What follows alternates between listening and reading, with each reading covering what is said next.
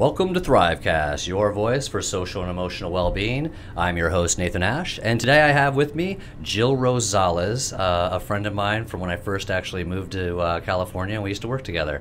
Jill, welcome to Thrivecast. Thanks, Nathan. Thanks for asking me. I've actually been wanting to have you on the show for quite a while, so I'm really excited to have you here. I think when I came to California and I started working in prison reentry, parole services, you came to me and told me one of the most amazing stories of recovery I've ever heard, and I was very passionate for a while. I wanted to get it published. Remember that? So, Right. for our listeners, how do we know each other? We worked together.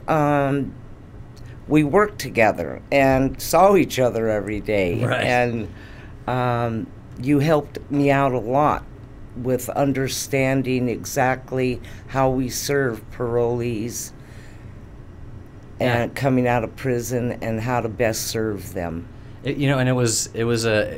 felt like we had an amazing team, and we did amazing work. And I wish that we still had that team together some days. There's days where I miss it. I felt like there was a magical presence that we had. So let's get into your story. So you first came in my office. I was a normie, and you were one of the first person to reach out your hand and accept me. For those people that don't know, what is a normie? Somebody that doesn't use drugs and alcohol, that seem to be able to cope with life without using any devices to alter how they feel. Right. And sometimes a normie is not always accepted within the alcohol and drug recovery world. What is that about? Where does that come from sometimes? Because I think that's important. I think it's just discomfort for addicts. They don't know how to relate to normal people. We talk a lot about recovery and our addiction, and I think there's probably a separation that we make with normies because we feel like possibly you won't understand. Although I think more and more, because of the recovery movement, we are. In today's show, we're going to talk about alcohol and drug recovery. We're going to talk about overcoming trauma, life trauma that you experienced. And we're also going to talk a little bit about, parolee, probation, reentry. And then we're going to close with your journey through a very significant illness that you faced and fought head on, and alternative medicine and interventions that you utilized to overcome that. So, well, I'm excited. I know. So we're going old school like we used to in my office when I was assistant director over there. So let's start with, you're born here in San Diego. Yes. And let's start with kind of where you began this journey. Where I began the journey of recovery. Where you started growing up and kind of the trauma that ensued from the time you started growing up. Okay. My father was a military man and wasn't home a lot. And when he finally retired due to violence, my mother and him bought a house in Paradise Hills. We were raised there. And my father's drinking got very excessive, and along with my mother tagging right behind him, and the household became really violent on all levels: emotional, spiritual, mentally, sexually. And the trauma through the sexual abuse distorted my perception of the world and how I saw it. I was in fear constantly, always afraid of what to expect that night when I was going to bed, and along with my sister, who was 15 months older. Oh, wow. Yeah, and it just went on for years till I was 15, and started experimenting with drugs. And for the first time in my life, I no longer was fearful of my father. I could have cared less what he had done at that point. You know, it's funny because I was sexually molested as a kid too, and the trauma that it brings, and the stigma and shame that you actually internalize, and drugs tends to be, and alcohol tend to be a way to either numb or escape. And unfortunately, I wish we had more interventions for kids and we could flag them earlier, so that we could get them the right support socially and emotionally for them. But it's a hard thing to talk about. What was that like going through that? Well, plus in the 1950s, there wasn't a whole lot of resources probably available. Right. I know my mother went to her priest, and the priest told my mother to stay with my father or she'd be excommunicated from the church. So she stayed. Yeah. And she had no other way out anyway. You know, back then, she didn't work. My father was the breadwinner. And I think she was a victim as well. And I know she was traumatized. Right. And the severity of the abuse, I know pain is pain. But the depth of pain is what is different. And this happened like day in and day out, you know. And he not only raped us girls, but he sodomized us, and it took its toll. And it distorted, and I believe seared my psyche.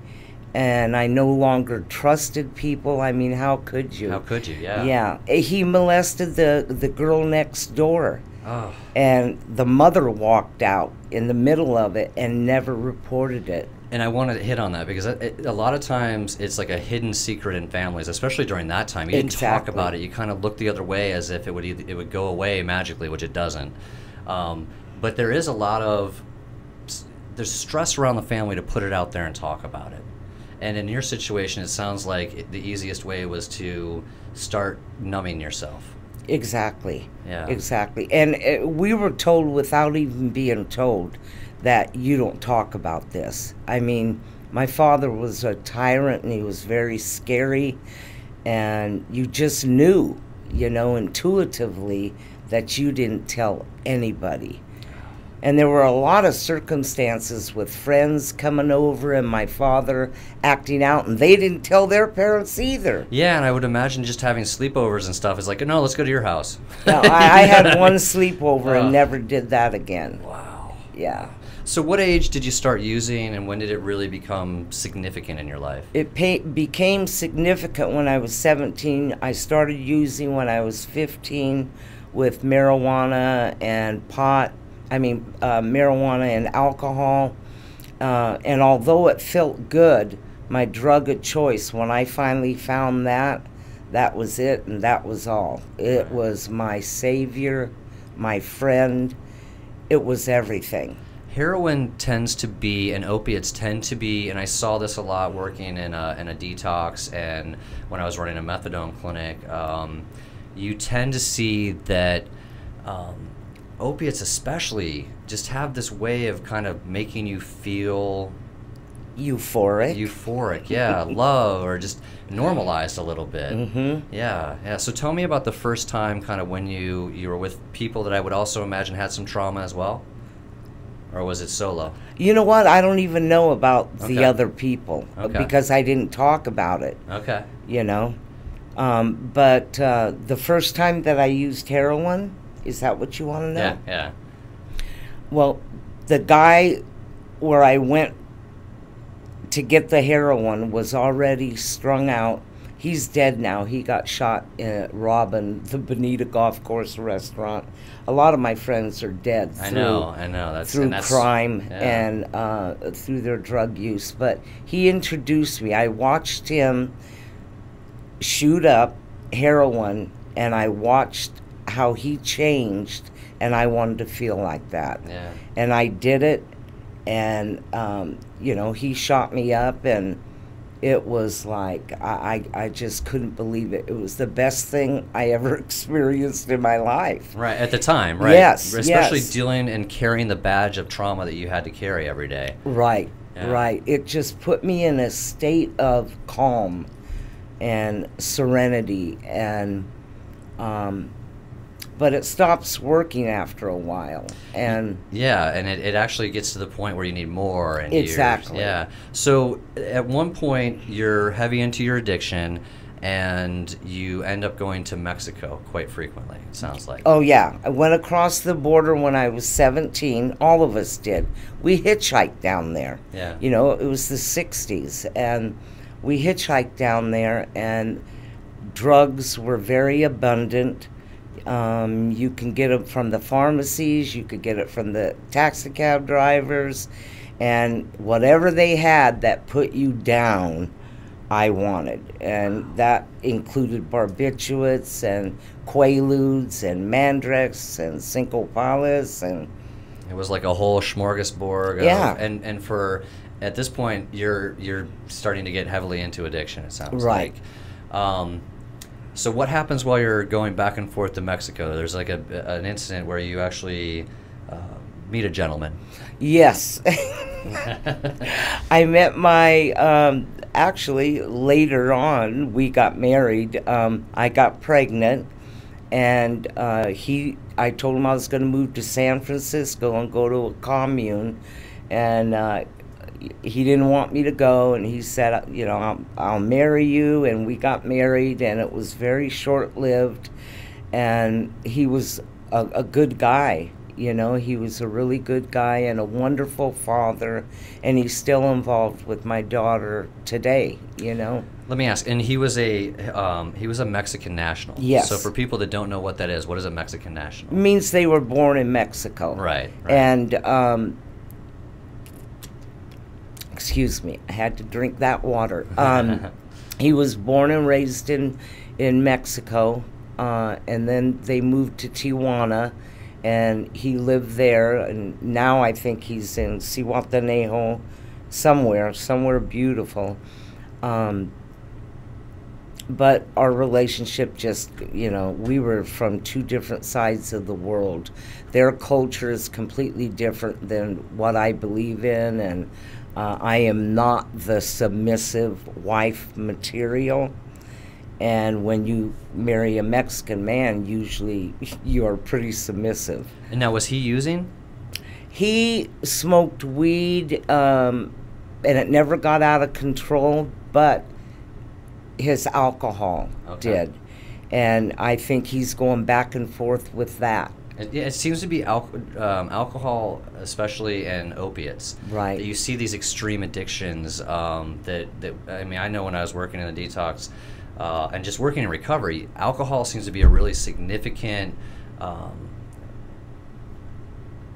It hits you hard, and it when you fall into the alcohol addiction, I mean it's significant. And same with opiates. Those seem to be kind of the most hardcore of the two. I mean, obviously other ones as well, but those two are very significant, it seems like, especially nowadays. Except for alcohol can kill you when you're withdrawing from it. I watched my father go through the DTs and glue up every electric socket in our house because he thought bugs were coming out of them. Man. And he took that bathroom caulking, and he was, and then he went into a seizure.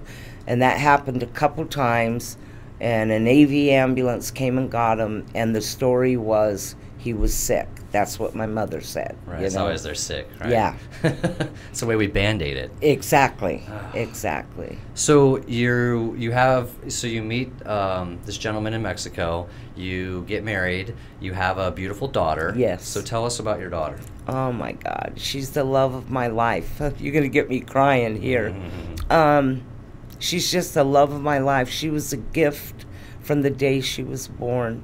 And if love had anything to do with this disease, everybody would be clean. But it didn't happen that way for me and a lot of mothers that are addicts. The nature of this disease is so powerful that you do and say things that you thought you would never do. And one of those was emotionally abandonment towards my daughter, because I was never there, and when I was there, I was in a nod. And it was at 12 years old that she found out that I was a heroin addict, and everything changed from that minute on. She had no trust for me. She thought her whole life was a lie. And let me tell you, her and I together in recovery have gone through a lot of challenges, but we got to the other side, and today our life is so different because we're both involved in a 12-step program that helps you do your own moral inventories and rely on something outside of ourselves and get right with all of that stuff and make amends. And which is one of the hardest parts, is making the amends. Actually, it was the only part that was hard. It was for projecting into what if Right. she doesn't forgive me, or what if, it's all those what ifs. Right. And I really have to invite my higher power into my thought process when I'm making amends. Right. Because rejection, some people do reject it. Yeah. But because she was in recovery, just everything just worked out exactly the way it was supposed to. So let's go back a few steps. So as a mother, you're actively using, you love your daughter, and I believe the only time in your life up to that point was when you were pregnant, was the longest you had been clean. Yes. It was about 9 months, right? Right. And then after she's born, how soon did you go back to using? Real soon. She was an infant, because I remember going to a 10 Years After concert and shooting Great dope. band. I actually just listened to them on vinyl not too long ago. So, Yeah, it was almost as soon as we got back to the United States. but it wasn't. And she started using at what age? She was 18. Okay. And then how did you become aware of that, and how did that change your? Well, when she started using, I wasn't clean yet. Okay. So it felt real hypocritical, but it was like this. I want you to envision this. I'm in the living room, nodded out. My mother, she was still alive then, is on the couch, passed out. And my daughter is in the bedroom doing sit-ups at 3 o'clock in the morning. Oh, wow. So there's the heroin, the alcohol, the meth. The meth, yeah. And I went back there and said, "What are you doing?" And of course she denied it, but I knew better. Right. But felt like I didn't have a right to say anything. Yeah. Because her heroin addict mother, who am I to say, you can't do that? It's again the shame, the remorse, Yes. all of that setting in. You were using methadone at the time too. Yes, I was on that for 12 years along with heroin. I never stopped using. And what are your thoughts on methadone? Oh boy, you don't want my thoughts. It's definitely, in my opinion, not treatment. Mm-hmm. It is substituting one drug for another. Mm-hmm. And most of the people down at the methadone clinics, unless they've cleaned it up, this is my experience, Mm-hmm. are selling dope. So, and I actually know that I've seen that happen. So when I worked for an organization, helped open up a methadone clinic, actually helped in Los Angeles, and there are good clinics. Oftentimes they also have a mental health component, or they have therapists that are actually trying to deal with co-occurring issues and trauma issues when it's done right. I think more and more we're getting away from methadone and into Vivitrol, naltrexone, Suboxone. But to me, 12 years, it's the same thing. And one of the things that we're seeing right now with the youth is they are using methadone and they combine it with benzos, or they use it with bath salts and other drugs. So it actually enhances the high and actually has street value now. That's a concern, because there is a huge black market right now for methadone. And then the other issue is people will give their doses away. They'll sell them on the streets. And so it gives somebody the whole weekend to slam dope, and then they go to work and they use the methadone to help with that. So, right. And I know people that have done that, and they'll talk about Monday is really when you have to use your methadone, or you would buy it from somebody, so that way you can deal with it and it's somewhat normal when you get back to work. Is that what you were seeing back then? Yes, Okay. yes. And methadone has a long duration of time. It's like when you don't have it, it isn't really until the third day Right. that you That's true. feel like you're going to go nuts and crawl, your skin crawling, and you know, you have to get more. But there's so much illegal activity. And even if, I mean, I think it's wonderful that there are clinics that have those components. Right. I haven't seen it in San Diego, but maybe in LA they do. However, if I would have had those components offered to me and I went in there loaded the way I got loaded, Right. I don't know how they would have helped me. Well, I think part of the reason is having those clinicians to start looking at those things when people are coming on. I mean, because you know as well as I, a lot of times they'll have drug and alcohol counselors that they're clean maybe 6 months, you know, or a few or a year, and so they're still in their recovery process, and they're not looking at some of the things that maybe somebody coming in is going to look at when they're coming in. Okay, they've been here for 6 months, they've been for a year. We're still seeing them using. They're still testing positive. The goal of really having that therapist or having that that additional component is to minimize 12 years on methadone, 15 years. We tend to see on methadone maintenance treatment, MMTs, so we tend to see a long duration. You know, 12 years is too long on med-assisted treatment. Oh, I agree. So it's to really look at that and monitor and actually start building that self-efficacy, making sure you're consistent with your 12-step program or your SMART program or whatever you're doing. And that's where that additional clinician would come in, so that you have both components: drug and alcohol, trauma-informed care, resource, motivational enhancement, whatever, but also monitoring the client to look at some of those things. Right. And I think, you know, med-assisted treatment's changing as we look at it going forward. I mean, one of the things that I look at, and I think we need to have an open conversation about when we talk about drug use, is if you look at kind of the epidemiology or use clusters, you know, you'll see youth that all engage, that may all congregate together, or they may have similar symptoms or similar traumas or similar issues where they're using similar types of drugs. We've seen this over the last, you know, decade or so of kids that use, what is it called?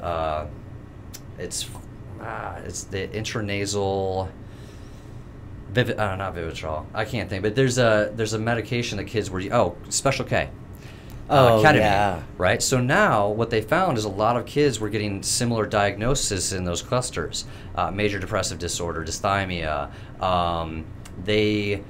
And now we're developing it. UCSD has a trial where they're doing intranasal ketamine for these kids, and it actually makes the symptoms go away. They disassociate or separate from the symptoms that they experience. So sometimes, because we've always looked at drugs oftentimes through a lens of addiction and also through criminality.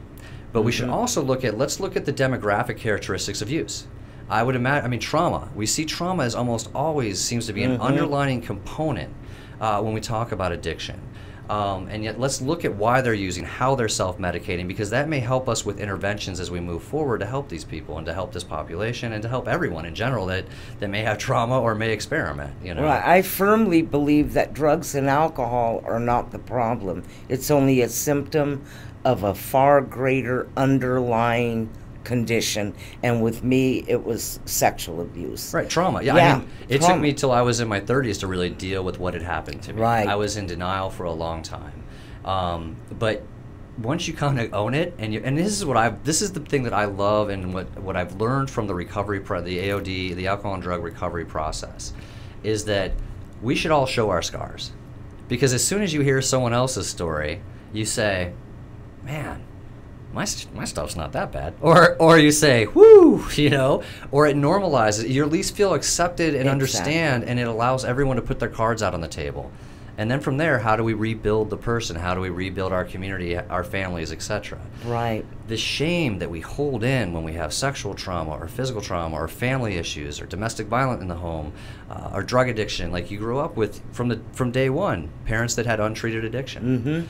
And the trauma that we hold a lot of times is actually our own. It's our own issue. If we would just talk to others and have a shared common understanding that we all have, that a lot of us have these underlying trauma issues, it helps us feel better. We can help each other through the peer support model, right? Right. Or the family support model. If I've been there, I know what this is like, and here's where I've gotten through my navigation out of through the recovery process, and here's how I can help you, which is a lot of times where 12 steps starts. So let's talk a little bit about 12 step. Oh God, that saved me. I went into a hospital to kick for 31 days, Alvarado Parkway Institute, after my daughter started cutting on herself, and that's what she wanted, her mother to get clean, even though she was still using, right?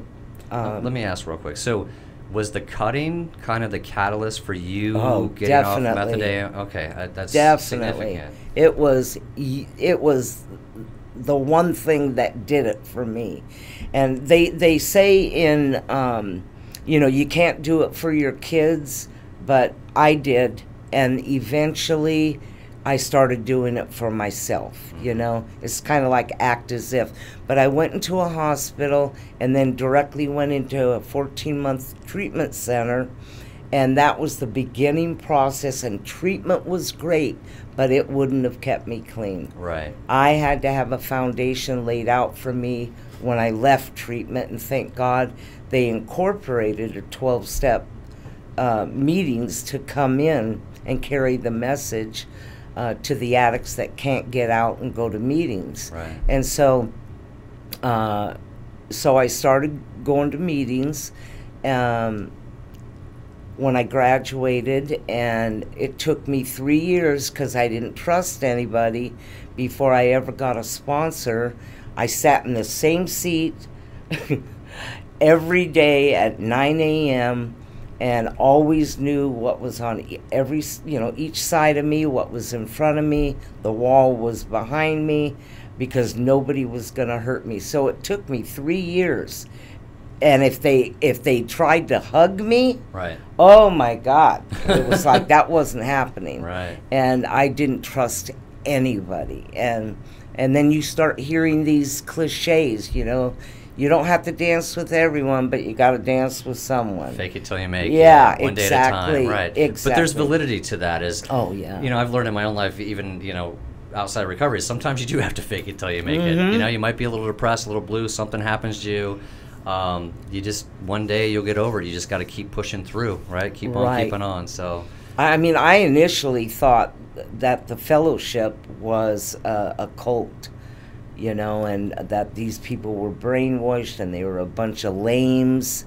And, I went in there fighting with my fists clenched and So we have a question from someone in the audience. Do you think the 12-step is the only answer for addicts? No. Good. I think as long as you grow along spiritual lines, whatever that choice is, that you will flourish. What I think the reality is there's either like an inpatient and a detox, and then there's outpatient, but there almost feels like there needs to be an additional transition step, and that's where 12-step often comes in, especially for people that don't have the insurance that it covers. A lot of times they only cover 6 days in a detox. They only 6 to so many days in a detox. You go to outpatient, it's so many weeks, but then there's almost like that additional step.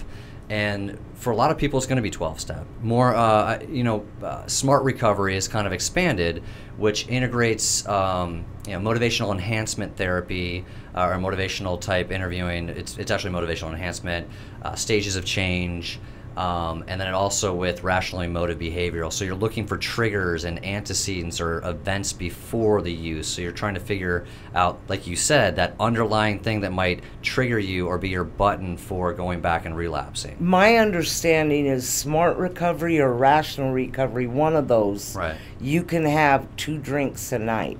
No, well, it depends. Yeah, from my understanding, again, we also have harm reduction model, which is, again, decreasing your use. I mean, right now in Europe, with alcoholics, there's a program in the Netherlands where they have what we would call a civil addict or a cerebral inebriate, and what they end up doing is instead of drinking 12 beers a day, they go to like 5 beers, but they get to work and they're teaching how to space out and how to slowly minimize that, because you want to minimize the withdrawals and those types of things, and then slowly get down to either acceptable use or no use at all. One of the things that we see in data is that when somebody gets back on their feet and they get a job, and kind of relates to kind of the parolee reentry and reducing recidivism, is they get a job, stable housing, they're more likely to seek treatment.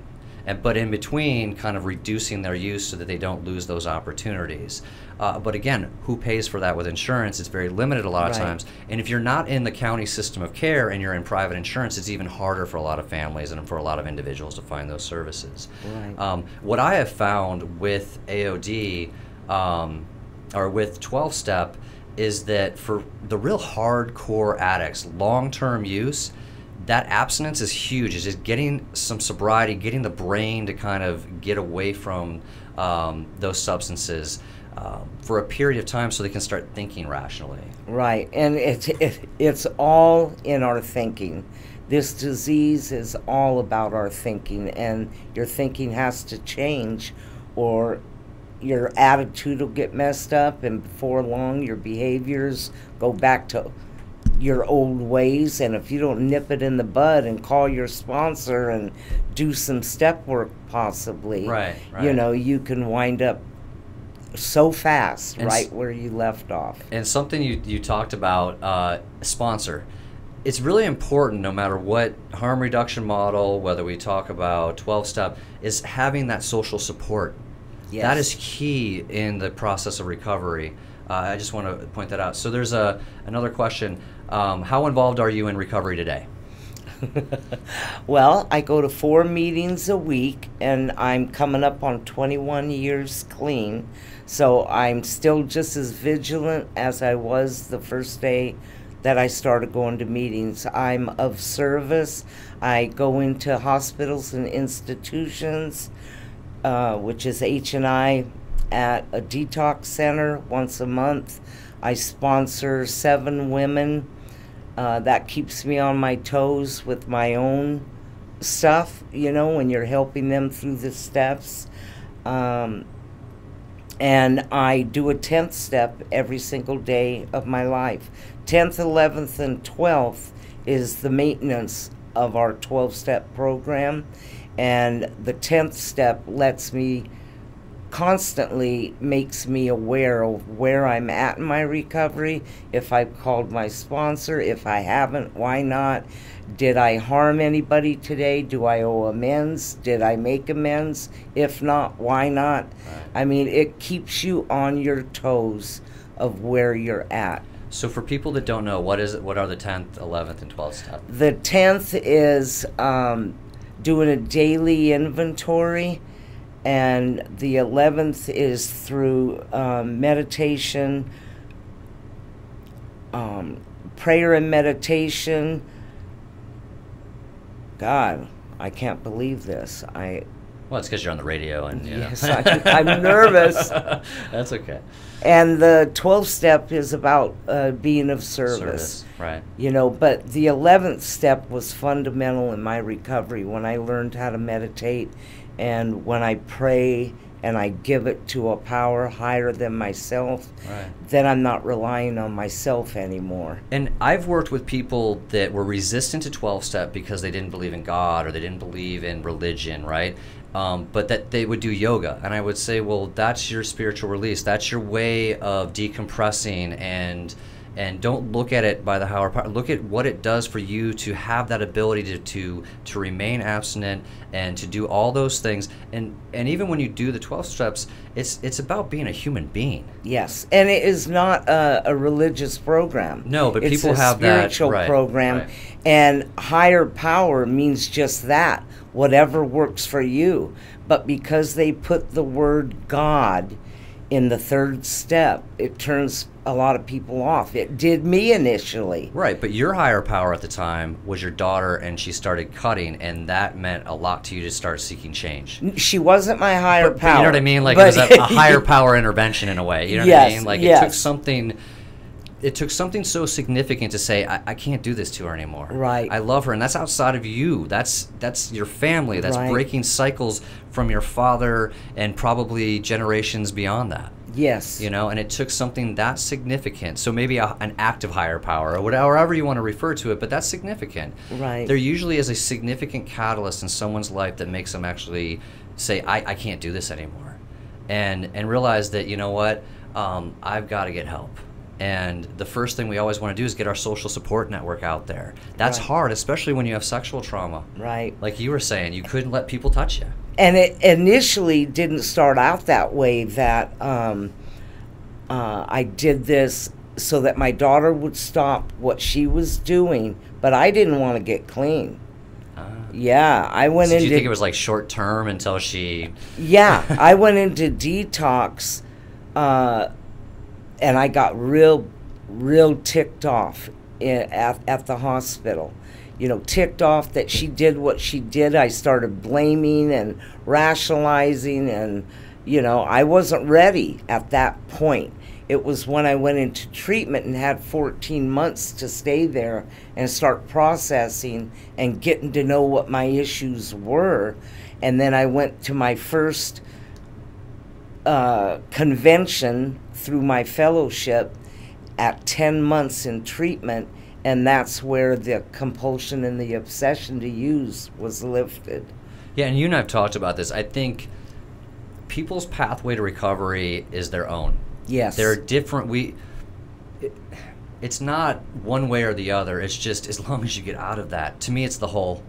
You know, that hole that you're just like, I don't want to fall in it anymore. Right. And again, the most important part, I think, is, again, believing in yourself, having that meditation or having that break from stopping the triggers.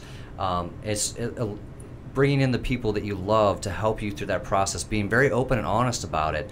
And I think one of the things that you said that was very powerful about the 10th, 11th, and 12th step is maintenance. Yes. Maintenance is so hard. I've seen people 13, 15, so many years clean, and then suddenly some trauma or a death of a family member that they had unresolved issues, and bam, right back to that behavior. Right. And my sister died when I had 3 years clean. Oh. And that was like, I didn't think I was going to be able to manage that, but I never stopped or started thinking about using. So I have a question. Is a user the same as an abuser? Well, there is, let me see, there is, it depends on, it really depends on the amount of drugs somebody's doing. There's the abuse, and then there's the dependence. Right, dependence. Yeah, Yes. I think that's the better way to look at Right. it. Right. And I know there's a lot of people that throughout their teenage years they experiment, and so they're abusing the drug or the alcohol, but it's experimentation. They get sick once, they vomit on alcohol, they never drink again. That wasn't my case. You know, I drank, I vomited, I wanted more. Right. You know, I shot dope, I vomited, I wanted more. And that is an addict. When we also have to look at how does it impact your life? If it's having negative consequences over and over through these cycles we see, it's okay, that's when we need to start looking at it. What is value is this bringing to my life, to my family, to those around me, and where they're at it, you know? You know, we've seen people that engage in recreational use or people that experiment. That's significantly different than when it's, you know, you can't work or it's impacting your work. Right. It's impacting your ability to have stable relationships with people. I mean, that's when we really have to start talking about, you know, getting help. Right. You And know. check this out. I was on Social Security for half my life for being a drug addict. I couldn't work. I was diagnosed with a personality disorder, and I was a nut. Well, that's the other thing is there's a lot of stigmas that come through this when you start seeking help. That's a whole other issue of, well, you have an underlying blah, blah, blah disorder. And we had a young man on last week who talked about if you keep being told that you are this, if you're bipolar, you're borderline, you're going to start to, you start to believe Yes. that. You start to become the illness or the diagnosis. Right. And so that's even more stigmatizing. And you already have to deal with the addict stigma and the recovery stigma sometimes because let's be honest, when people talk 12-step, there are other, people do get defensive about it. Right. But at the end of the day, I look at it as our Batman utility belt. Whatever works for that person, the most important thing is getting your dignity, your hope, Right. and having a future again where, you can make a change for others. And it is about sacrifice, learning how to sacrifice so that we can help others out of the hole, I know a lot of people that do straight yoga. That's all they do. They meditate, they eat healthy, they are on a spiritual path, and they're not using, But for me, 12-step worked, and it was just my lifeline. So this is and again, we got a lot of personal opinions going back and forth on the Ustream, which I think is good. A debate is good, positive friction. We have to have a conversation to actually get through these things. One of the things that I get concerned about is, and I've worked with kids in middle schools, they get busted for smoking marijuana, they get busted for alcohol, they get busted for possession of pills, whatever, and suddenly we're putting right into teen recovery, we're labeling them, and what I see ends up happening to a lot of those kids is they're then stigmatized for every little thing that might happen in the school when they come back, or it may not be necessary. Like in one situation, the person found their mother dead, and it was a way to deal with the pain at the time. Wow. Didn't mean that they were an addict, or it was just short term. The good thing is we got the right social and emotional supports in, and we focused on positive things like sports and having the opportunity to go to college or to a trade school as a means to overcome the potential. But I think one of the things that we have to talk about is, one, we know kids experiment. The most important thing is making that they're social and emotionally supported, they have outlets to talk, they can talk with other youth or family members, but also that we focus on the future and we focus on building that kid's self-esteem, resilience, whether it's yoga, sports, football, 12-step, whatever it takes for that kid to get on the right path so that they have a meaningful life. Right. We worked, I'm going to transition a little bit, we worked with parolee reentry, and one of the things you see is that there's a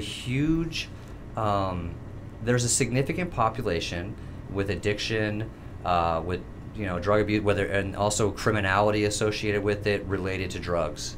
And we saw so many that were incarcerated. How did you get involved in that movement, into the reentry and parolee, trying to reduce recidivism? We use the alcohol and drug services, but what brought you into that field? And you were amazing at it. That's why I want to talk about this. Thank you. Because when I needed to place somebody, you were my go-to person, and you would look at their assessment like that, and then you'd be like, this is the place for them. And the letters that people would write to you about changing, how their lives had changed because you found the right placement for them. So what brought you into that, field? Well, there was a need, and when I first came to the organization, I was hired as a case manager, and I had to learn placement as part of the job description.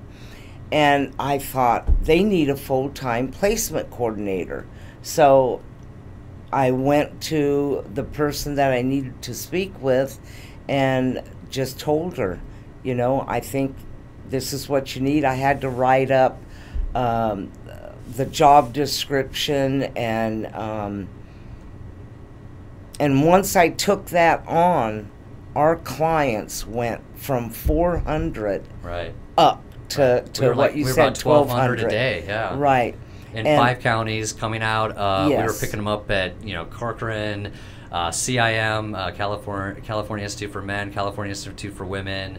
I think we had 44 SAPs when I started. Substance abuse programs within the prison. Yes, which within now the prison. they've cut almost Yes. down to what last I heard was 13, but that was several years ago, so I Right. don't know how many are left. Yeah, I'm not sure either. But what was unfortunate, I think, in a lot of times is we focused on the recovery right off the bat, and then when they would get out, so again, you've got a felony, you're getting out, we focus treatment, but then what I would see, and we talk about this a lot, is they didn't have stable housing, or if they got sober living, they might not have a stable job, and then the first thing that would happen is, they weren't taught how to pay bills, they weren't how to live life, and so what you would see is relapse, Right. or you would see going back to criminality and what they call 3 hots and a cot. Mhm. I'm safer in prison than I am on the streets, because having a felony and then also having addiction issues, those are huge stigmas that people carry with them, and it's even harder sometimes to find jobs or get stable or being adequately employed through your wages. Right. And I think one of the things that we really tried to focus on is making sure they had enough resources and we put them in the right places where they could create those social networks. Because that's important. I always love talking to guys, groups of men. They'll come out of prison, and I'll say, when you were in prison, how did you survive? Oh, well, we worked in a group, and what are you doing now? And it was all faster, they were all fending for themselves. And I'm like, that same thing that helped you survive in prison, you got to be a group here and learn how to do resumes and learn what, who might be hiring. Get that grapevine that helped you survive there out here and take care of one another, just like you do when you go to a 12-step meeting, or just like you do when you're in recovery at Smart Recovery. You're still meeting and creating that social network, but this is about survival when you get out. Right. We know that the research says and the data says getting you a job first and really focusing on stable job housing, the treatment will just be more impactful in the end. And that's, at the end of the day, we want to give integrity to people. We want to let them know that they're not stigmatized, that they have a chance to make it when they get out. And unfortunately, sometimes the system doesn't have all the components it needs to help support somebody. And not everybody's on the same page. There's a lot of parolees that if your parole officer finds out you're hanging out with parolees, they'll go back to prison. Right. Yeah. Right. So it's kind of like they're damned if they do and they're damned if they don't. Right. They want to get the help, but there's so many, a lot of people just aren't on the same page. No. No, when we look at policy, when we look at advocacy, I think the U.S. Department of Justice has been looking at this. We've got this stigma of being a felon, the stigma of being an addict. These are things that are keeping people from livelihood. They get underemployed, they get taken advantage of, or they miss out on opportunities because of that. And unfortunately, that results in a high recidivism rate. Right. I believe when we were working in parole with the parolee population, the recidivism rate was like 79 to 78%.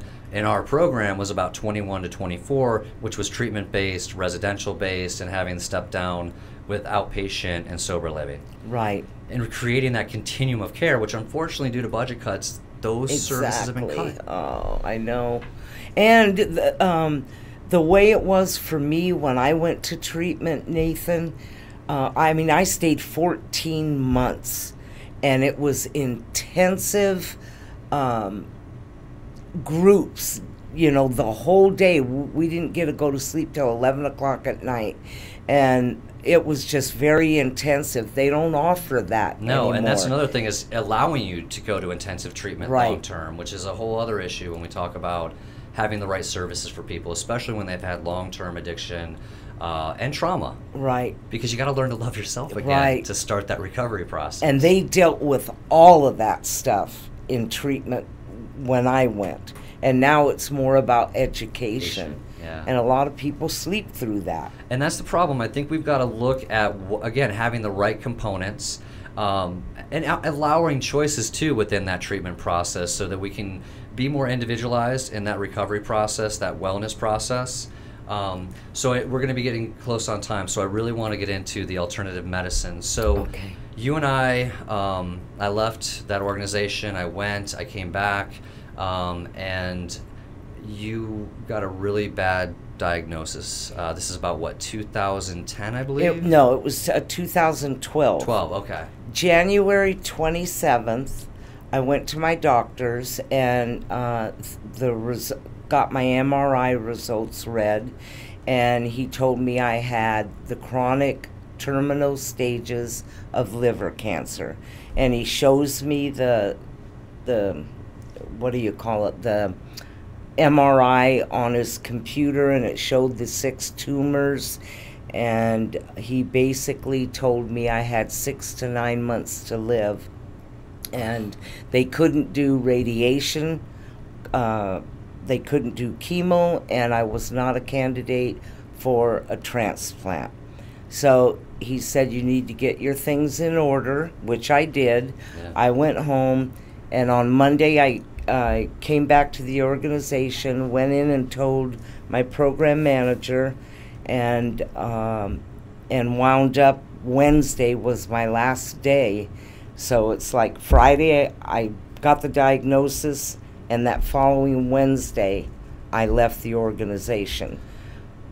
I just want to ask, so one of the things, having been an IV user, Hep C, those types of things become very prevalent. We had another friend that had a similar diagnosis around the same time you did.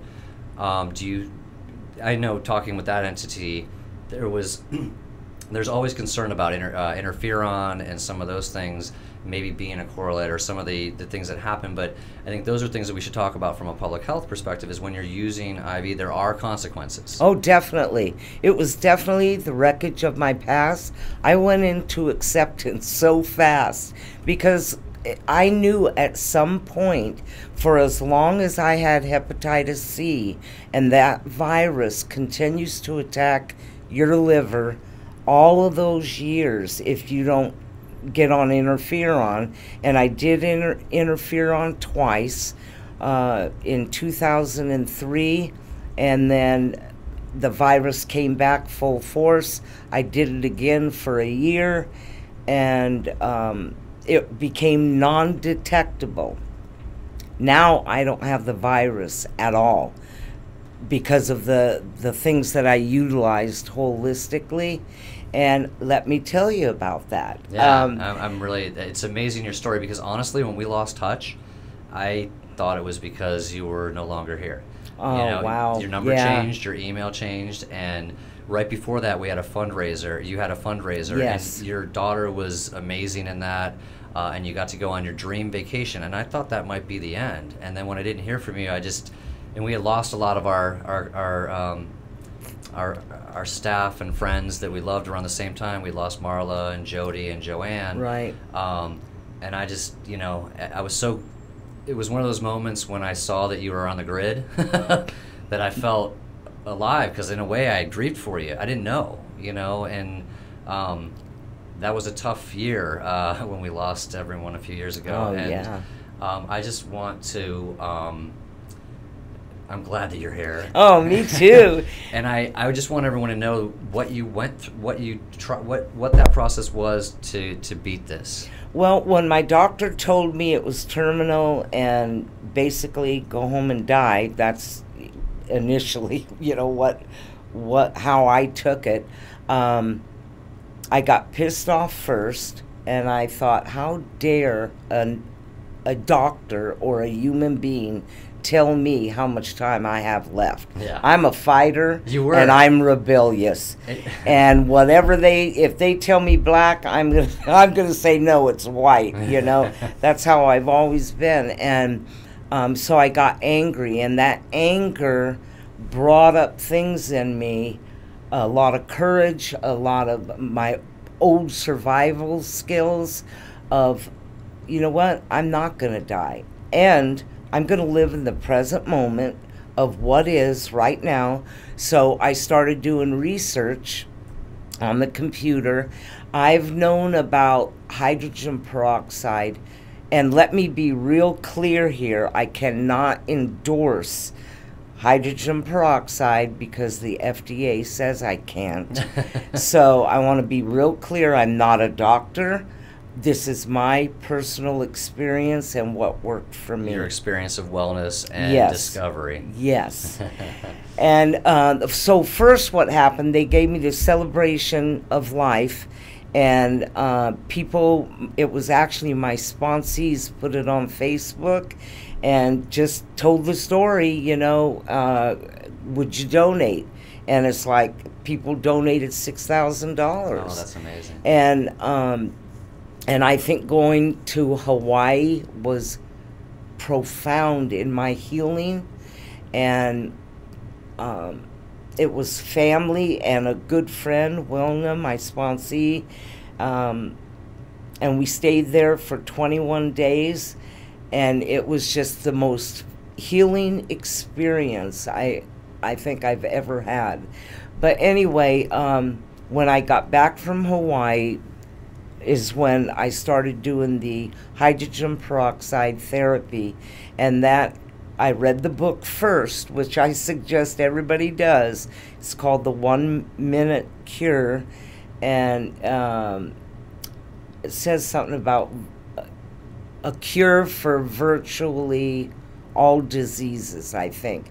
And what stood out in that book was they had 8 AIDS people that had contracted HIV and it went into AIDS, and they went to the FDA and asked if they could, you know, do this trial on them with peroxide, and they said, yeah.